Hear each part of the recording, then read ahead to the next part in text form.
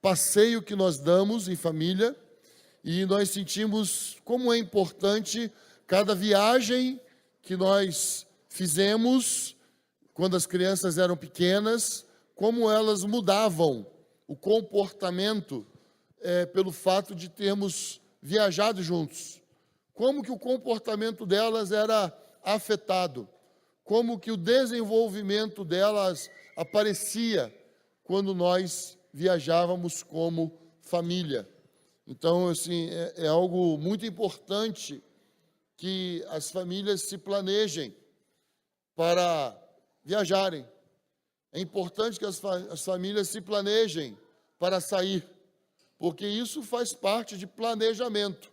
Quando nós não planejamos, nós não fazemos. Mas quando nós planejamos, nós conseguimos fazer. Porque nós entendemos que isso é algo necessário. Isso é importante. Então Jesus falou, olha, não andeis ansiosos por coisa alguma. Vocês estão vendo lírios do campo aí, ó? Está observando os lírios? Nem Salomão pôde se vestir como um deles.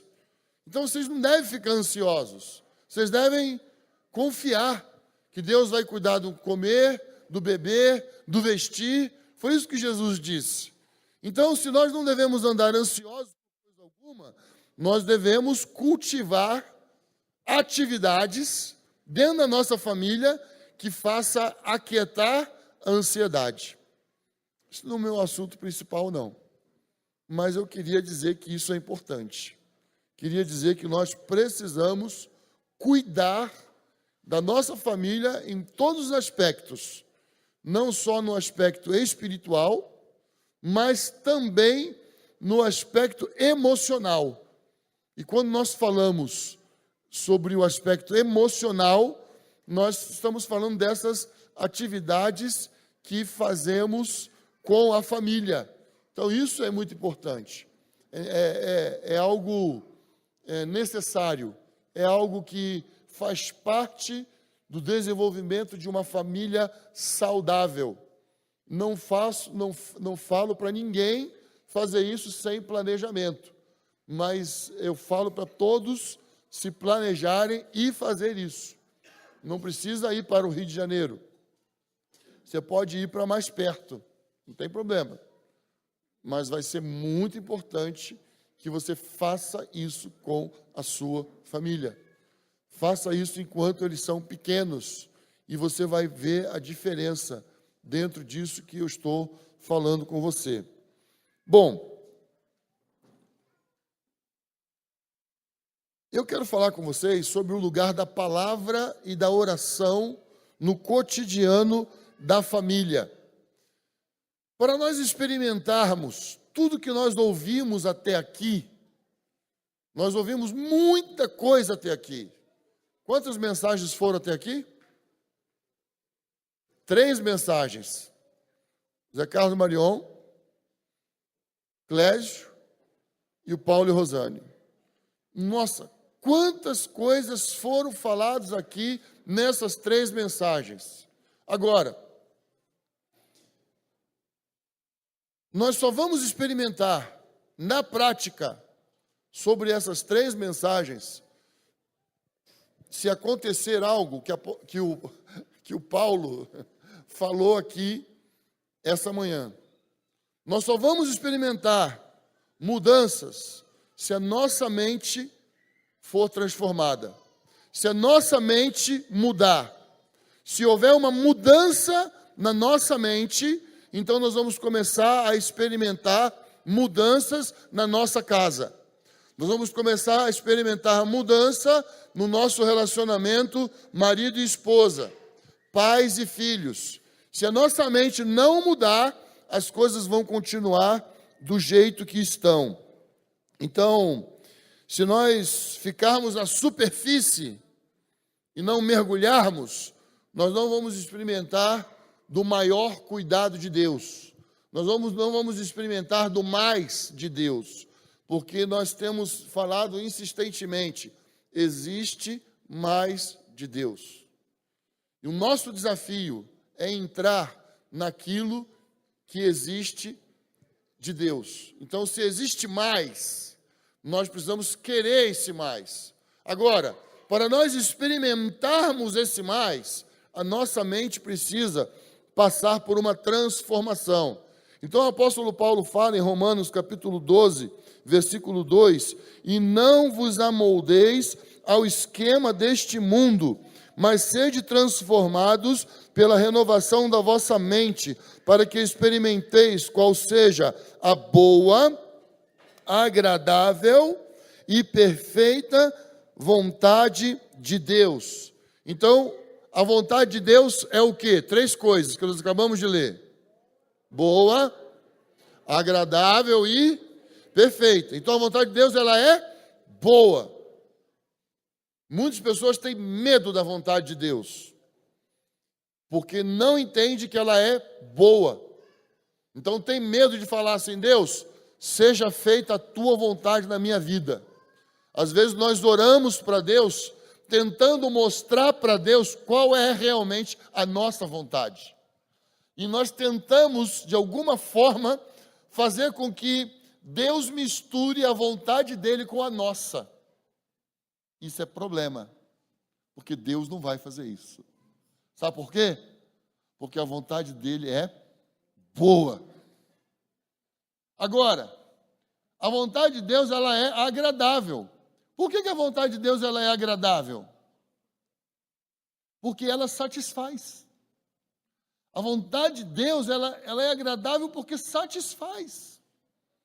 Agora, eu só vou perceber, eu só vou entender, eu só vou experimentar que a vontade de Deus é boa e ela é agradável se eu fizer o que Marion falou aqui ontem. Se eu confiar que é. Confiar que é. Você confia que é? Você está confiando que a vontade de Deus ela é boa, que a vontade de Deus ela é agradável? Você está confiando? Essa é a questão que nós precisamos cuidar para responder. Agora, a vontade de Deus ela não é só boa, ela não é só agradável. A vontade de Deus também ela também é perfeita. Por que a vontade de Deus ela é perfeita? A vontade de Deus ela é perfeita porque ela dá certo. A vontade de Deus é perfeita porque a vontade de Deus dá certo. Você conhece alguma vontade de Deus que não deu certo na história? Eu não conheço. A vontade de Deus dá certo. Porque, irmãos, nós estamos falando da vontade de quem? De Deus. Nós estamos falando da vontade de Deus.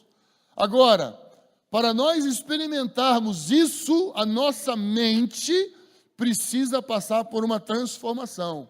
E essa transformação começa quando eu paro de confiar no meu taco, quando eu paro de confiar nos meus argumentos, quando eu paro de confiar em mim mesmo e passo a confiar em Deus, no que a palavra de Deus diz.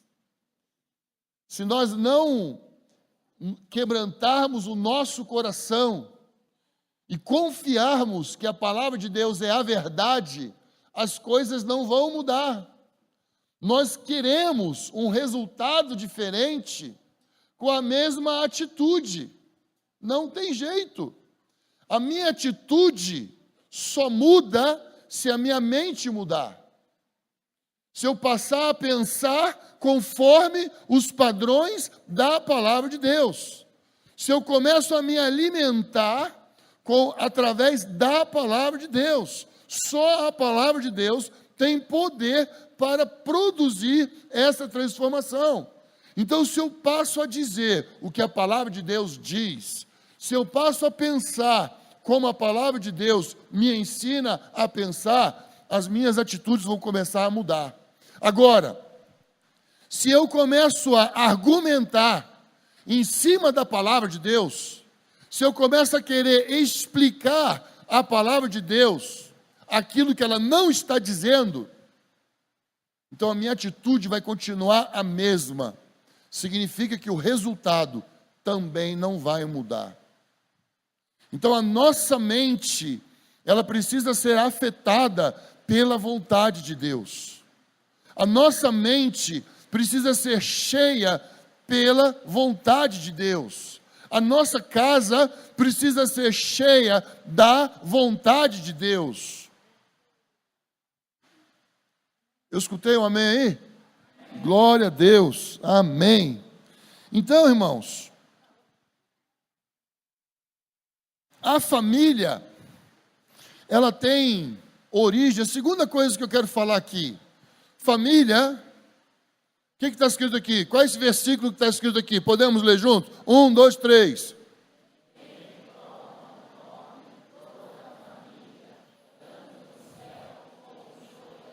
De quem toma o nome toda a família, tanto no céu como na terra. Então, de quem toma o nome? De quem? De quem toma o nome? De quem? Quem você acha? De Deus. Família aí, teu irmão, que já morreu, um irmão chamado Derek Prince, foi um mestre da palavra de Deus. Nós temos um livreto fininho, chamado Paternidade. E nesse livreto, o irmão Derek Prince, ele explica que esse versículo, a palavra família, vem de paternidade, que vem da palavra pater, que origina a palavra pátria. Então, esse versículo, se nós fôssemos ler esse versículo de acordo com o texto que ele foi escrito, né, no grego, seria: o Pai do qual toda a paternidade nos céus e na terra toma o nome. Então você pode observar que ele foi escrito em ordem diferente. Então, a família, ela tem origem em Deus. Então, a maneira de eu conduzir a minha família não pode ser baseada nos meus argumentos em cima da palavra de Deus. A maneira de eu ter sucesso no meu relacionamento com a minha esposa, com os meus filhos, na minha casa, é obedecendo a palavra de Deus. Por quê? Como nós ouvimos aqui já, o que nós estamos sendo desafiados nesses últimos dias, por Deus, através da sua palavra, é que de fato, o que Deus tem no céu, aconteça na terra, assim na terra como no céu. Então, do qual toda a família toma o nome, no céu e na terra. Então, a família tem origem em Deus. Deus é o criador da família. Deus já tinha um relacionamento de pai com Jesus por toda a eternidade. Antes que os mundos fossem criados, antes que qualquer coisa viesse a existir, Deus já era pai. Deus já tinha uma família. Deus já vivia num ambiente de família. Então a paternidade, ela tem origem em Deus. Cada homem, amém, Clésio, cada homem, vou repetir, cada homem, cada homem, ele recebe dessa natureza divina, dessa investida sobrenatural, dessa paternidade que vem de Deus. Cada homem. E nessa caso eu estou falando de verdade do sexo masculino. Então, Deus, ele chama cada homem para assumir um papel importante dentro da sua casa. Então, pensamento de Jesus, o pensamento de Deus sobre casa e família, ele é constante na palavra de Deus. João 14, 12, Jesus fala assim: na casa de meu pai há muitas moradas. Então Deus possui uma casa. Na casa de meu pai há muitas moradas. Agora, a palavra de Deus, ela tanto diz que nós somos a morada do Espírito Santo, como também a palavra de Deus nos diz que Deus é o lugar onde iremos morar. Que Deus é o grande tabernáculo. Que Deus é a nossa grande morada. Uau! Por quê? Porque Deus, Ele o tempo inteiro pensa sobre família. O pensamento de Deus é sobre família. Então Deus tem um princípio, Deus tem um padrão, Deus tem uma maneira de agir, Deus tem uma forma de como operar.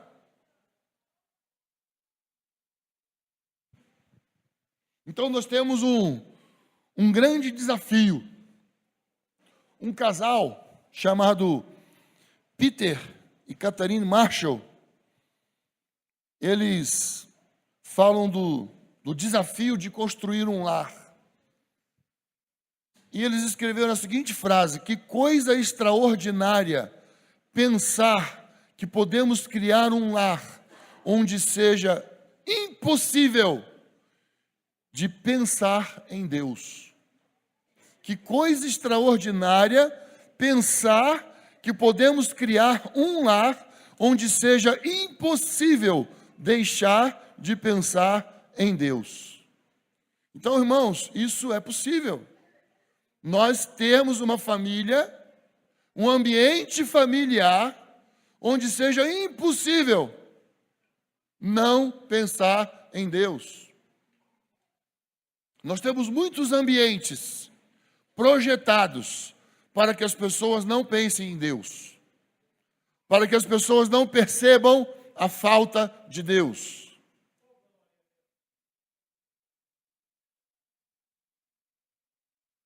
Depois você dá glória a Deus, agora não. Então, existem esses ambientes. Nós sabemos quais são esses ambientes. Que a gente entra, não vê luz do sol, não percebe se está chovendo, se está sol lá fora, a gente não sabe. Você não pensa em nada. É agradável. Você nem lembra que Deus existe. Existe esses ambientes. Mas a família é um lugar que Deus escolheu para expressar a sua natureza, para manifestar a sua presença, para mostrar características visíveis do seu amor, da sua graça, de quem Ele é. Agora, o nosso arqui-inimigo está trabalhando arduamente para que a família seja desacreditada, para que a família seja uma instituição vista como algo falida, desatualizada, ultrapassada. Meus irmãos, Jesus já deixou bem claro que até Jesus voltar,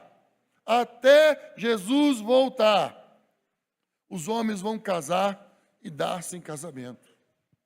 Haverá pessoas se casando até o dia do Senhor Jesus Cristo voltar.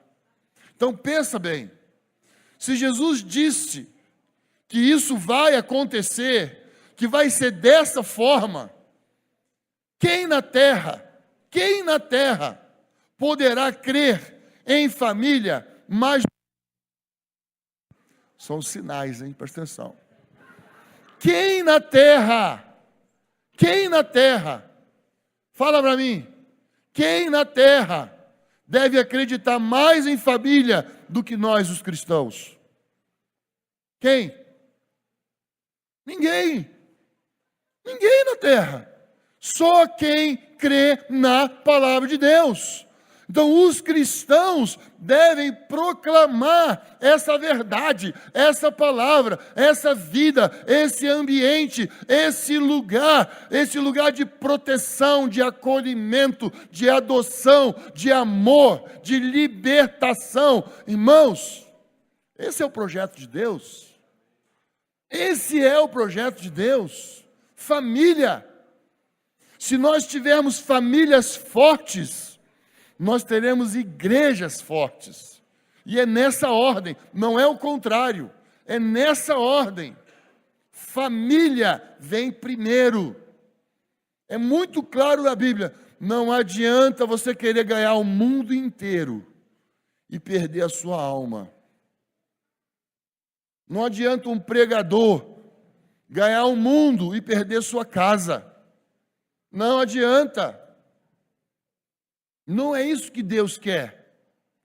Não é esse o plano de Deus. Então o salmista, no Salmo 119, versículo 11, ele fala: guardei a tua palavra no meu coração para não pecar contra ti. Então existem princípios na palavra de Deus inegociáveis, que nós não podemos abrir mão. E nós precisamos praticar esses princípios. Deus é o Senhor de todas as coisas. Deus estabeleceu o homem como cabeça. Deus estabeleceu a mulher como auxiliadora. Deus estabeleceu que os filhos devem honrar e obedecer os seus pais. Deus estabeleceu dessa forma. Isso é um princípio estabelecido por Deus. Abre a sua Bíblia comigo em Efésios capítulo 5.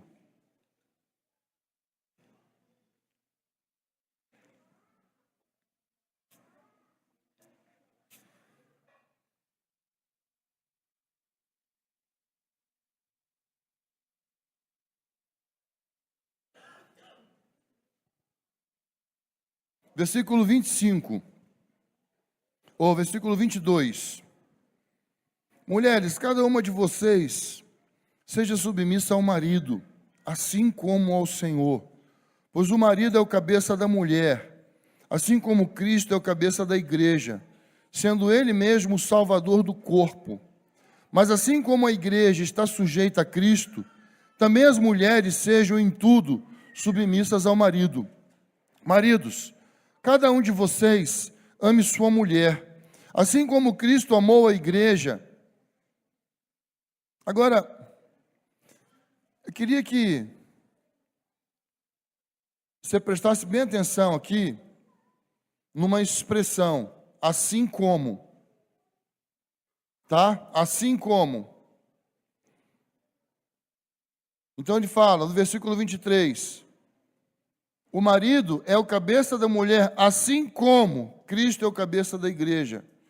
Versículo 25. Maridos, cada um de vós ame sua mulher, assim como Cristo amou a igreja e a si mesmo se entregou por ela, a fim de santificá-la, tendo purificado com o lavar da água pela palavra, para apresentá-la a si mesmo como igreja gloriosa, sem mancha, nem ruga, nem qualquer coisa semelhante, mas santa e irrepreensível. Assim, o marido deve amar sua mulher como o próprio corpo.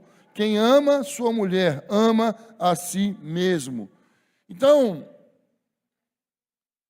Deus colocou o homem como cabeça da mulher para assumir responsabilidade, o compromisso, a liderança.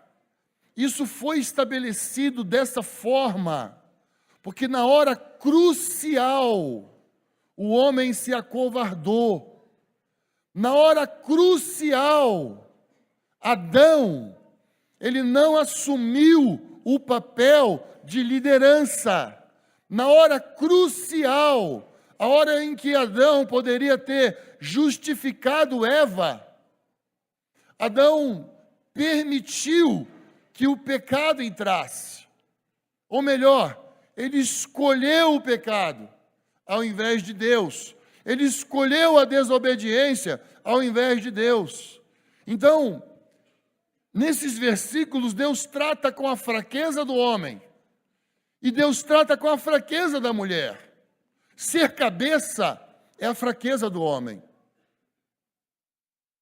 Ser cabeça, ser líder, é a fraqueza do homem. Quando o homem vê o filho fazendo bagunça, ele fala assim: a mãe vai cuidar. Fraqueza. A mãe vai cuidar. Isso é fraqueza. A mãe vai resolver. Isso é fraqueza. A mãe resolve. Isso é fraqueza. Agora, Eva se adiantou, desobedeceu. Mas o pecado não entrou por causa da desobediência de Eva. O pecado entrou por causa da omissão de Adão. Então, Deus estabeleceu que o homem fosse o cabeça, que o homem assumisse responsabilidade pelos seus atos. Tudo que acontece dentro de uma casa,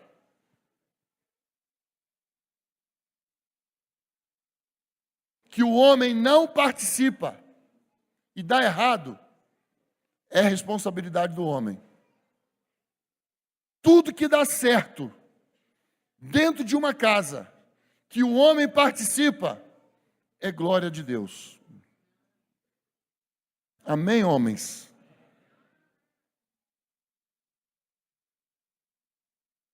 Então, Deus chamou o homem para assumir responsabilidade sobre sua casa. Por quê? Porque Deus é a origem de toda a paternidade.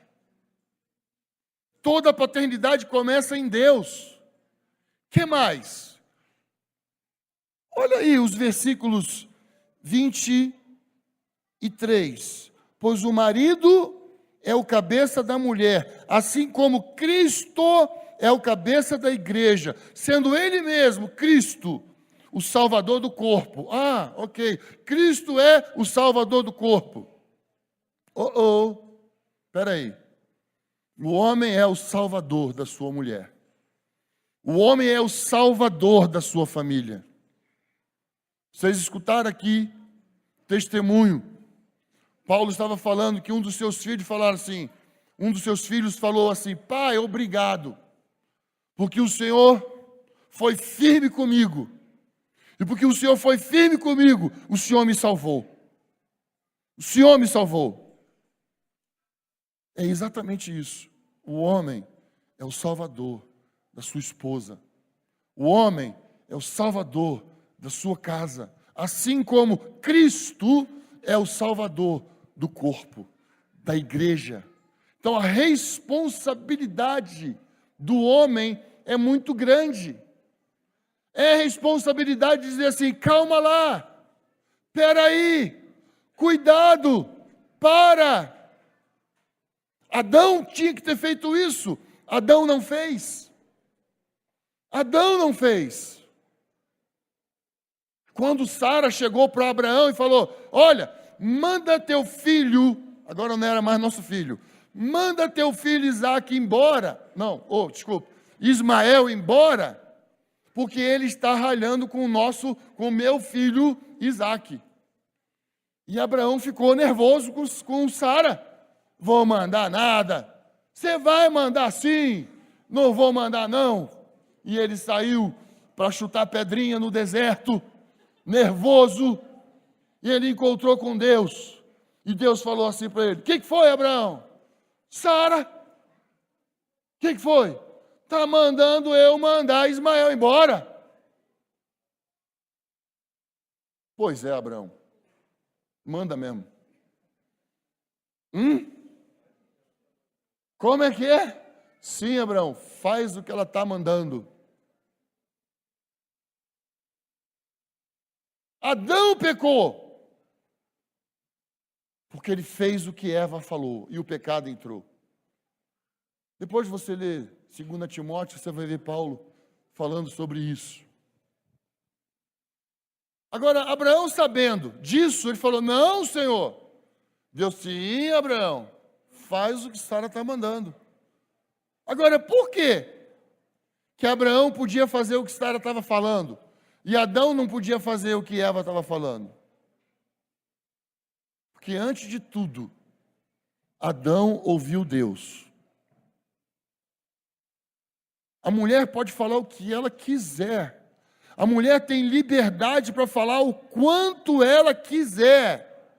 A mulher precisa falar.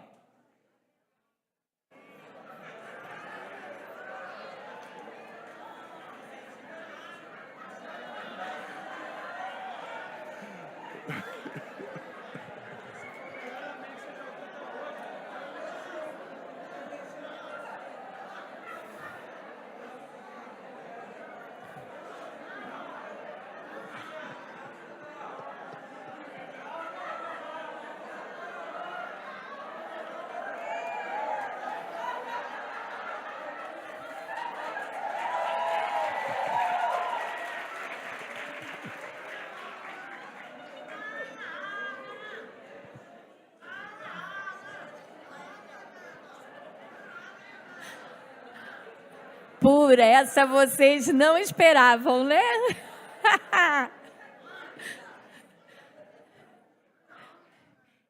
Eu vou falar um pouquinho agora sobre submissão, né?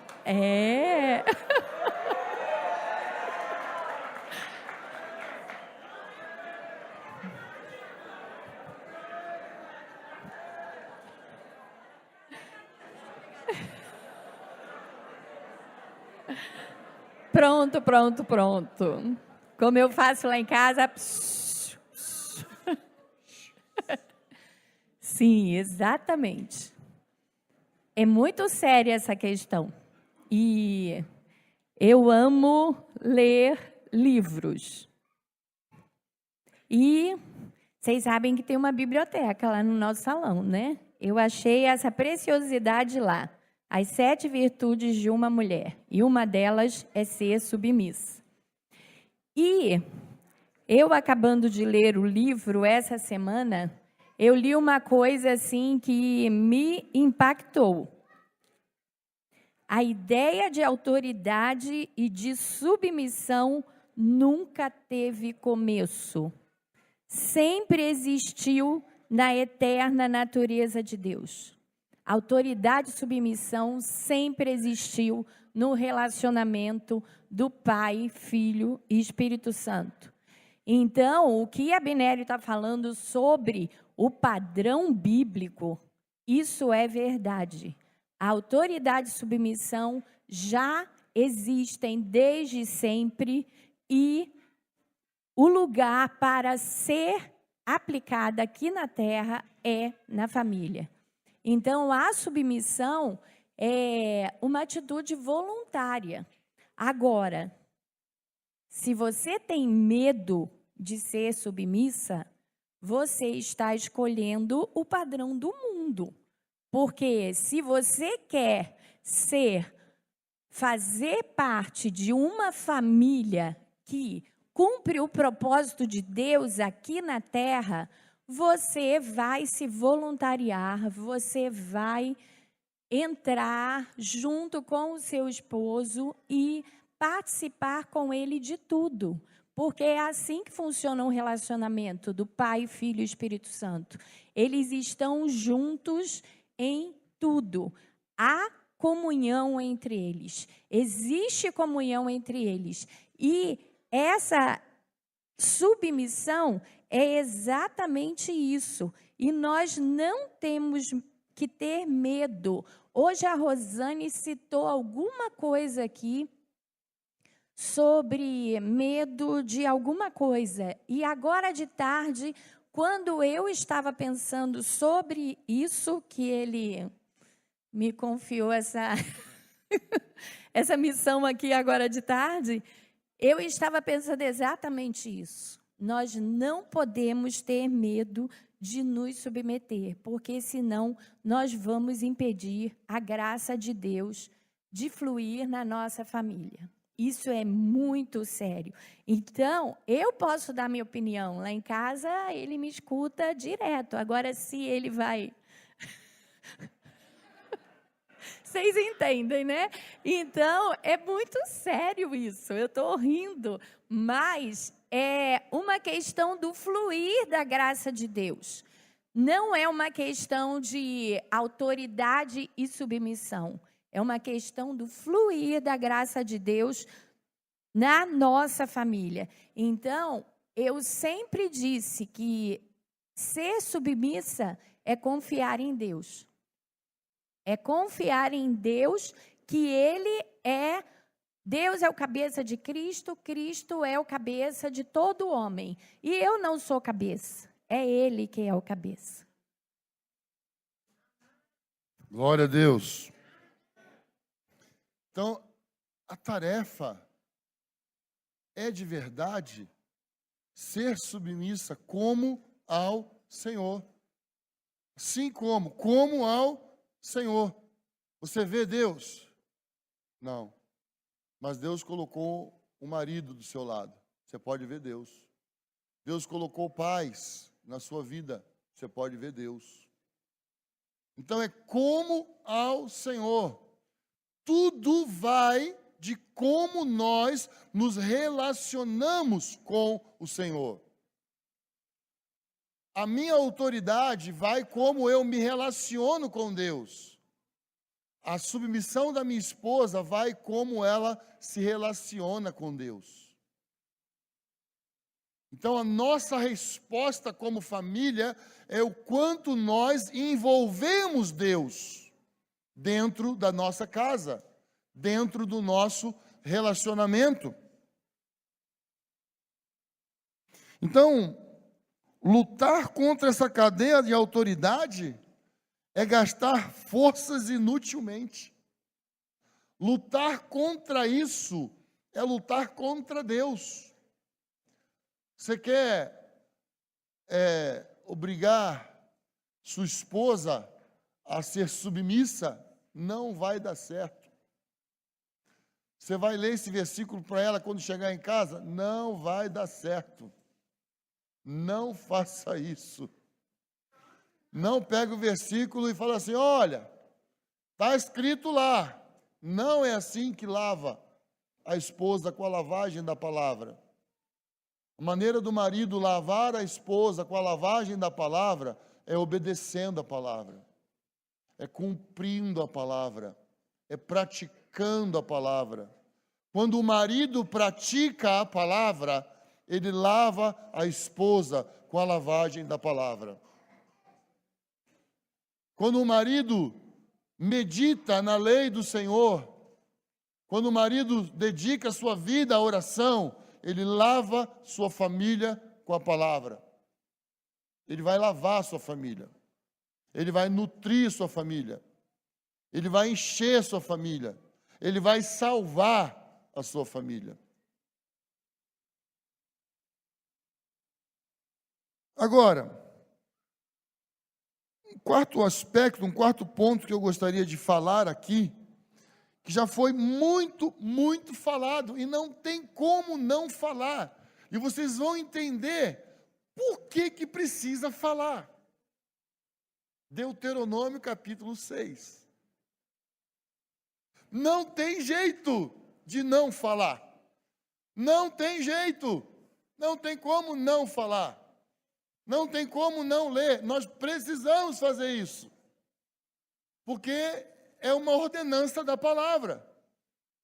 Põe na sua testa, põe na sua mão, medita, estuda, no caminho, andando. Vamos ler então Deuteronômio capítulo 6. Abre aí Deuteronômio capítulo 6. Vamos ler. Eu gostaria de pensar aqui algumas coisas. Gostaria de pedir para todos os avós prestarem atenção. Que é muito importante. Você está aqui. Você está aqui, viu? 6:1. Estes são os mandamentos, os estatutos e os preceitos que o Senhor teu Deus mandou ensinar-te, a fim de que os cumprisses na terra a qual estás indo para possuir, para que temas o Senhor teu Deus e guarde todos os seus estatutos e mandamentos que eu te ordeno, tu, teu filho e o filho de teu filho. Quem é o filho de teu filho? Estão ligados. Todos os dias da tua vida, e para que os teus dias se prolonguem. Ó Israel, ouve e tem o cuidado de guardá-los.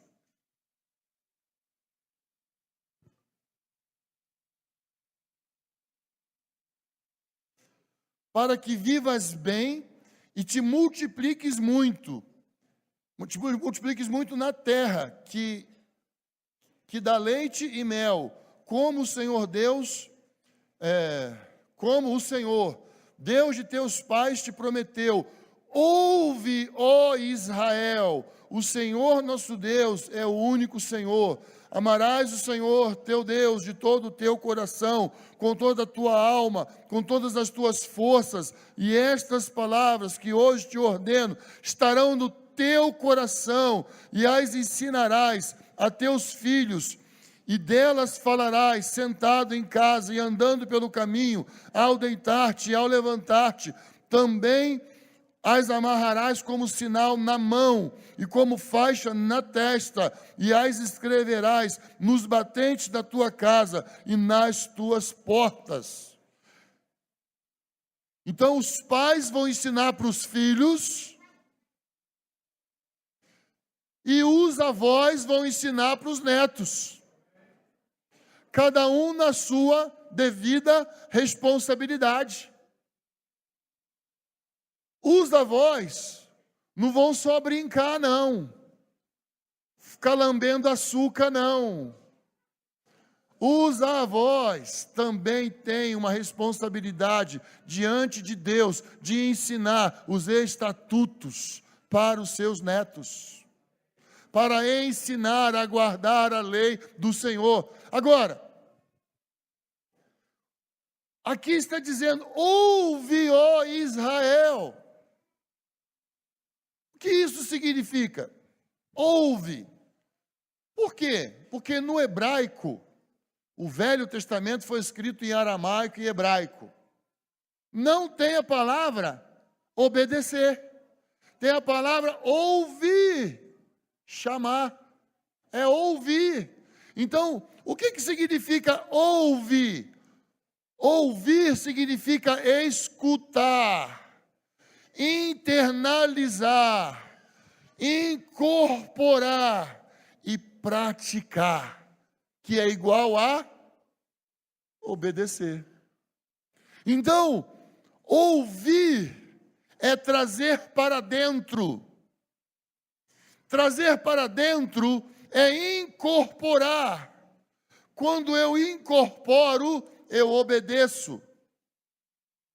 Nós ouvimos aqui a Rosane hoje dizer: quem vai ensinar os valores que nós queremos para os nossos filhos?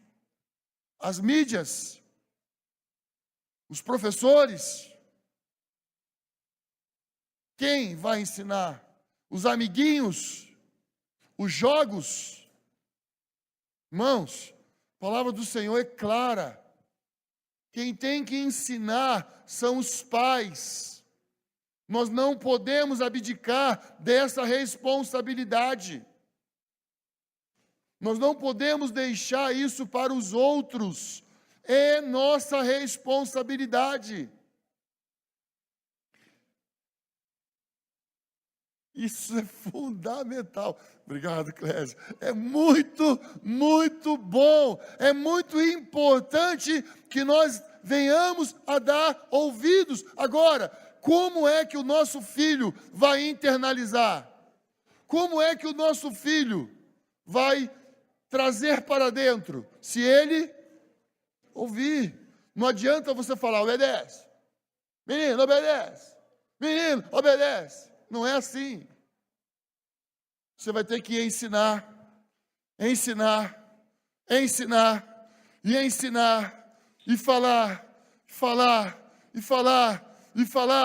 falar, até que ele vai dizer assim, é assim, é desse jeito. Enquanto vocês, meninos e meninas, rapazes e moças, que estão me escutando aqui, ficam ainda, eu já sei, é que você não está ouvindo.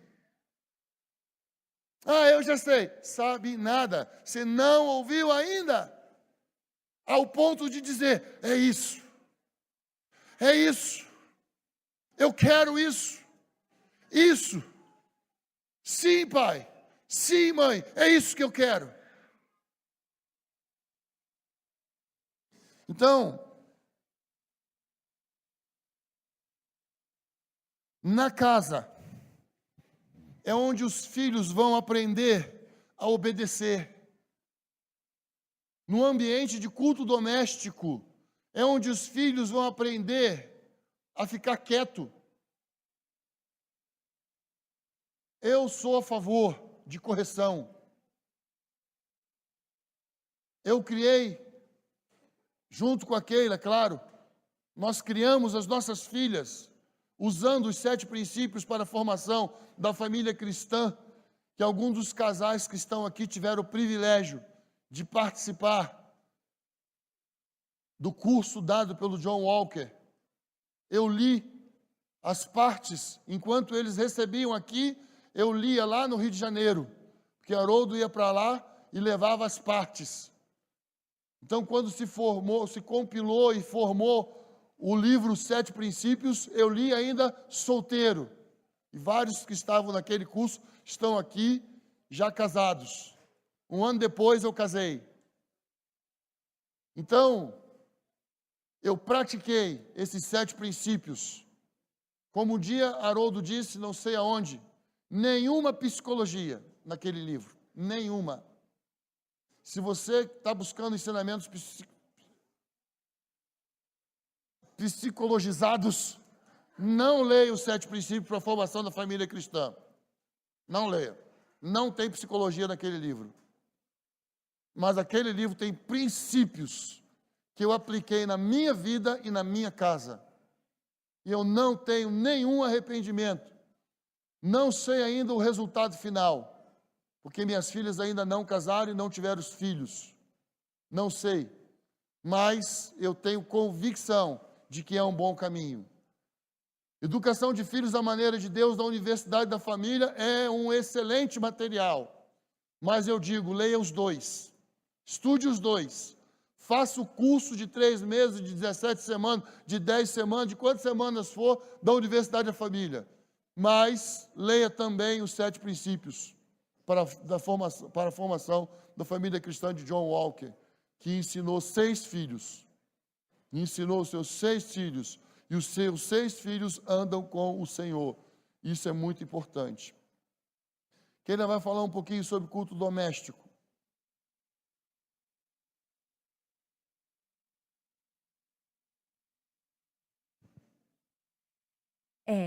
Eu hoje estava conversando, ontem à noite, com as meninas, e a gente estava puxando as fases de culto doméstico que teve lá em casa.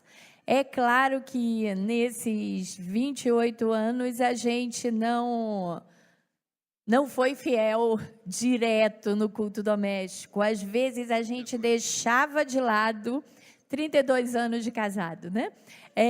Às vezes a gente deixava de lado e, de repente, nos víamos diante de situações que a gente falava, erramos, paramos de fazer culto doméstico. Então, quem tem criança pequena aqui, pequenininha, né? Nós tínhamos a Débora, bebê, ela ficava no carrinho, nós líamos um salmo bem pequeno, né? Com 10 versículos no máximo, cantávamos uma musiquinha bem curtinha, de criança, tá? 3 palavrinhas só. E vai por aí afora. Depois foram nascendo, né, mais 2, 3. E o nosso culto doméstico era por dentro, fora, alto, embaixo, sempre sou feliz. Era o culto doméstico com a cara delas, tá? Não era para ter a nossa cara, era para ter a cara delas. Elas aprenderam a ler e elas ficaram com uma tarefa de ler passagens bíblicas e apresentar na hora do culto doméstico. E uma ficava, às vezes, repetindo o que a outra falou, né? Sinal de que não tinha recebido alguma coisa de Deus, percebido alguma coisa de Deus. E aí, Abnério invertia a ordem, né? Para poder não copiar da outra. Você tem que ter estratégia. Você tem que perceber o que está acontecendo. E à medida que elas começaram a fundamental, ensino médio, que elas não paravam muito em casa, a hora da refeição, o jantar tornou-se o nosso culto doméstico. Nós não precisamos formalizar e tem que todo mundo sentar na sala e fazer o programa do culto, louvor, palavra, oração. Não precisa. Em volta da mesa, nós passamos a compartilhar. E isso já era uma coisa que a gente já trazia desde elas pequenas. Elas chegavam da escola, a gente perguntava como que foi as coisas. Então, nosso filho tem que ter liberdade para falar o que quer dentro de nossa casa. Ele pode falar, porque é aí que você vai perceber aonde que ele está indo, quais são os pensamentos dele. Eu lembro de uma delas que quis ler o livro Leonardo da Vinci, não? Código da Vinci, isso. Aí Abnério falou, pode. A gente sabe que tem umas coisas erradas lá, né? Tudo que você vê que está errado, que está contra aquilo que a gente crê, você fala com a gente. E aí a gente falava, né? Teve uma época que a gente dedicou um tempo, todo mundo via um programa chamado Malhação. E elas ficaram curiosíssimas, né? E quem assistia a Malhação? Nós 5. Nós sentávamos e assistíamos Malhação. Em seguida, íamos para a cozinha, jantar. Era o tempo onde a gente trocava tudo aquilo que tinha sido visto. O que presta, o que não presta. No ano seguinte, começa a Malhação de novo, vimos o primeiro capítulo. Eu lembro que estava abordando o tema da AIDS. Aí conversamos durante o jantar e elas chegaram à conclusão que aquilo ali era perda de tempo. Não vamos mais ver Malhação. Então, os pais precisam se envolver em tudo o que os filhos fazem. Eu estava falando de culto doméstico, né? E à medida que elas foram entrando para a faculdade, que às vezes nos encontrávamos só de 15 em 15 dias, nós fazíamos isso. E até hoje, a Priscila mora em São Paulo. Toda sexta-feira, se a gente está em casa ou no sábado, nós paramos para comer juntos e ter o nosso tempo. E é nessa hora que se fala tudo o que precisa. Então, o culto doméstico, ele precisa ser interativo, ele precisa ser dinâmico, alegre, ele pode ter um objetivo. A gente já estudou livros em casa, junto com elas. E nesse ambiente, as verdades de Deus, elas são manifestas, elas são conversadas e elas entram no coração de nossos filhos. E a gente tem que vigiar, né? Porque à medida que o nosso tempo de culto doméstico aumenta, é porque nossos filhos estão crescendo. Lá em casa sempre teve muita música, né? E o nosso culto doméstico era em volta de música mesmo, né? Eu tocava o piano, elas cantavam junto, e, na verdade, fizemos muito harpa e taça, né? Orando e cantando a palavra. Nós fizemos muito isso durante esses anos. E, Isabel, venha. Isabel vai compartilhar uma experiência que ela teve num culto doméstico.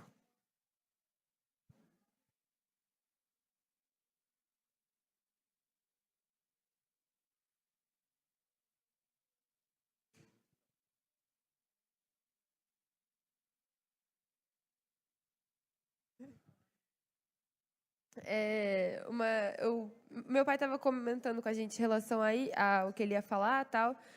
E daí, quando ele começou a falar em relação ao culto doméstico, eu lembrei de uma experiência que eu tive, que eu lembro que meu pai falou assim: eu estava pensando da gente ceiar junto. Culto doméstico também é ceiar junto. E daí, meu pai foi direcionando em relação a gente estudar o capítulo de Romanos 11. E, tipo, para mim, eu já tinha lido aquilo, tal, não sei o quê. E naquele dia, eu lembro que eu estava sentada no chão da sala e meu pai foi falando em relação a o que Cristo fez, e antes eram os judeus, veio Cristo, o véu foi rasgado e a gente foi inserido. E eu fiquei, uou, a gente foi inserido. Eu posso ficar com Deus mesmo, tipo, não que eu já tinha sido batizada, eu já estava vivendo na igreja, eu já estava, tipo, tamo aí. Mas quando eu entendi, eu fui inserida em Cristo, sabe? Eu fui inserida em Cristo. É isso. E aquilo me marcou. Então, é uma das experiências que eu tive de culto. E só para complementar, esse casal aqui... Eles são um exemplo mesmo para a vida que eu tenho cristã hoje. Ver meu pai e minha mãe orando sempre, saber que eles têm o café da manhã deles para também estar orando pela nossa família, por nós três. E não só a nossa casa, mas o que tem acontecido com as famílias que eles cuidam, com o que acontece na igreja. Eles são um exemplo para mim, de ver meu pai falando sobre a presença de Deus. Eu creio na presença de Deus, eu sei que Ele está aqui. E hoje, eu acho que foi um boom de novo na minha cabeça. Ele está aqui. Não tem mais nada para dizer. Ele está aqui, simplesmente isso.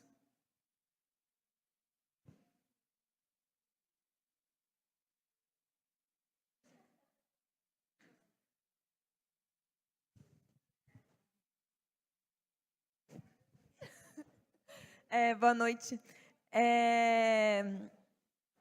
O que eu vou falar é um pouquinho diferente da experiência de culto doméstico, mas, que nem minha mãe falou, a gente saiu de casa para poder fazer faculdade. Eu fui a primeira a sair de casa, e eu tinha 17 anos, e eu passei na faculdade longe de casa, então eu ia ter que sair. E, assim, a confiança que meus pais me passaram ao sair de casa foi algo que me ajudou muito. Mas, depois de um tempo na faculdade, e eu só voltava para Jundiaí no final de semana, eu comecei a ter algumas experiências assim, porque antes o testemunho da minha vida era baseado no que eu vivia com os meus pais, do que eu vivia com a minha família. Mas daí eu percebia que algumas coisas eu não fazia porque eu não queria desonrar a Deus nem a meus pais. Eu ficava assim, nossa, mas se eu quisesse fazer determinadas coisas, eu poderia fazer, porque ninguém ia saber. Eu estava em outro lugar, as pessoas não me conheciam, estava em outra cidade, não tinha nenhuma relação.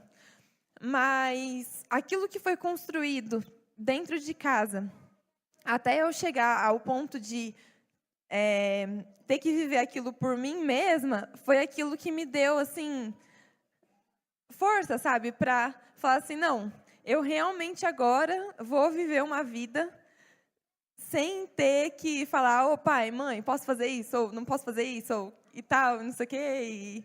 E você fica assim, eu vou fazer isso porque ninguém vai saber, né? É claro que eu errei. E daí eu tinha que vir pedir perdão. Muitas vezes chorando, né? Mas eu ia pedir perdão.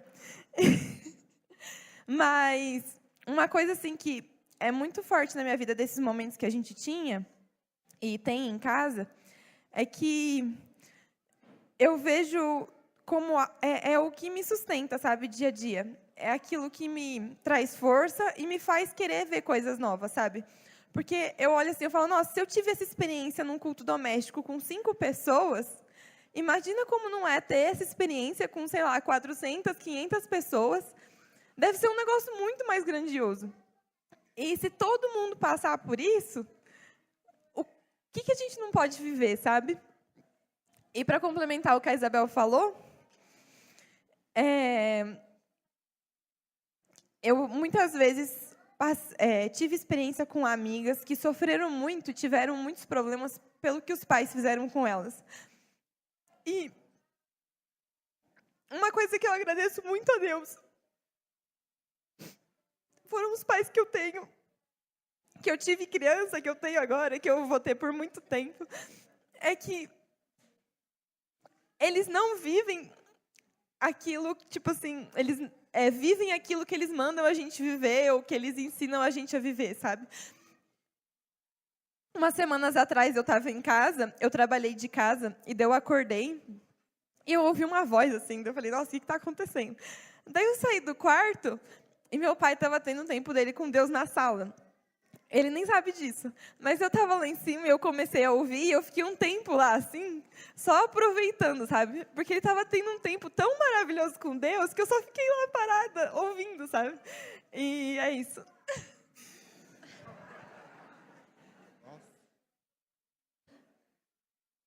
Eu acredito na família. Eu acredito. Venha, Débora. Bom, me incumbiram de falar da parte profissional, né? Então, assim, para quem não sabe, eu sou formada em terapia ocupacional e fiz especialização em musicoterapia. E no momento que eu estava fazendo estágio como musicoterapeuta, eu estava trabalhando numa instituição, estava acompanhada eu, uma musicoterapeuta e um paciente. E aí a musicoterapeuta falou assim para o paciente, você quer escolher uma música para você cantar para a sua namorada? Ele falou, não.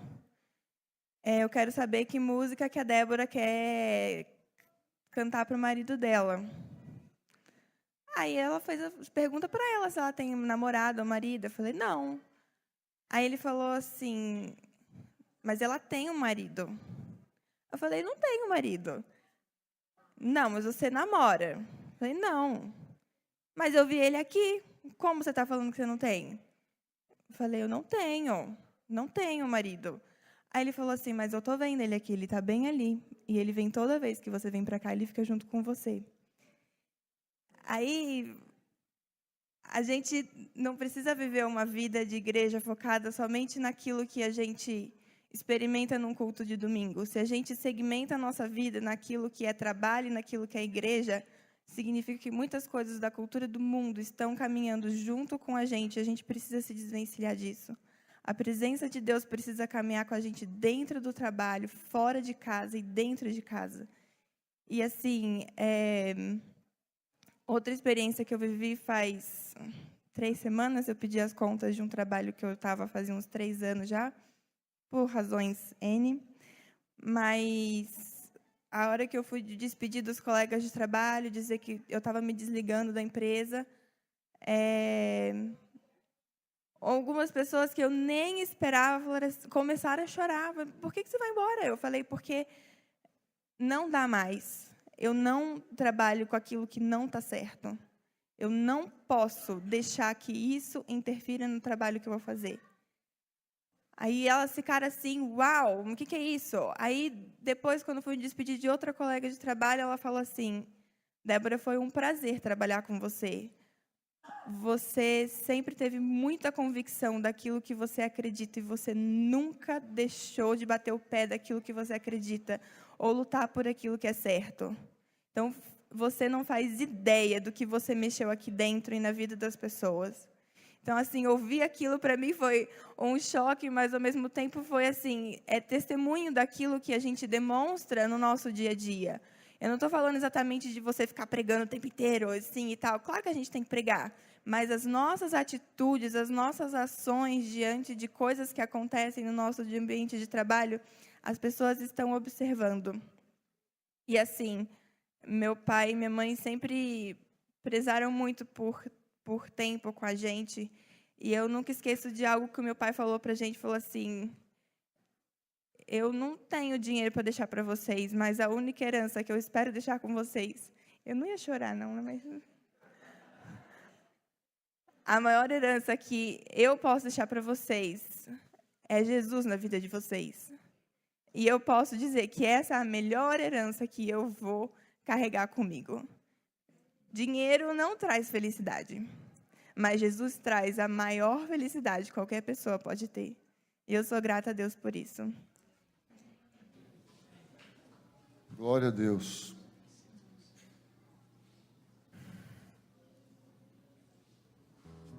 Minha intenção de pedir que elas falassem é para nós crermos que aquilo que nós ensinarmos para os nossos filhos, eles vão aprender. E eles vão carregar com eles. Isso é a melhor coisa que pode acontecer. É eles levarem.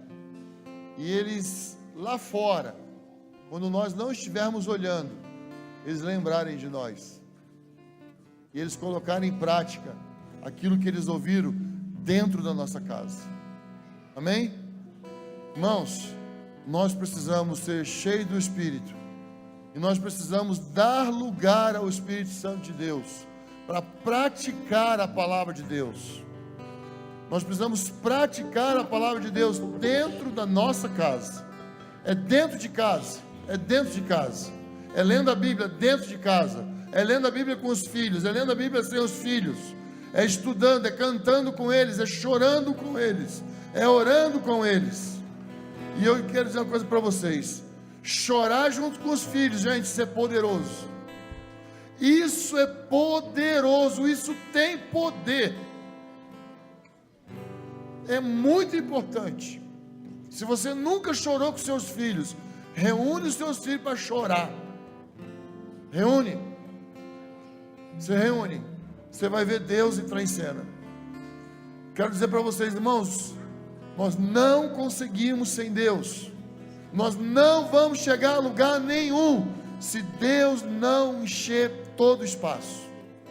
Amém? Vamos ficar de pé? Oh Deus,